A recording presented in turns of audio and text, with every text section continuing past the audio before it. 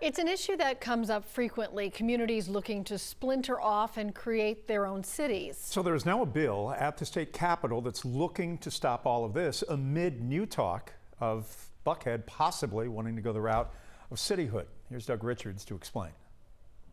This is a bill that would prevent new cities from grabbing property out of existing cities.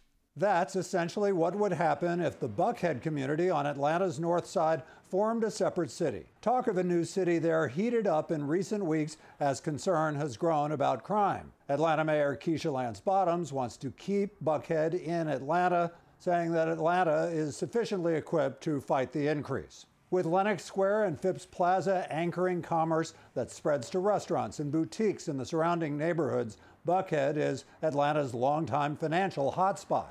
Its withdrawal from Atlanta would create a void, says Democrat El-Mahdi Hali. I think that what we're seeing throughout the state, unfortunately, is that when the communities begin to change, people are essentially taking their ball and running with it rather than playing in the game, the shared game of community power. Holly comes from Stockbridge, a city which recently resisted a similar effort from Eagles Landing to form its own city. In 2018, Stockbridge's city limits sprawled through Henry County with a mostly African-American population of modest income. Eagles Landing would have picked off some of Stockbridge's pricier communities and created a richer majority white city. That cityhood effort failed when voters turned it down in late 2018.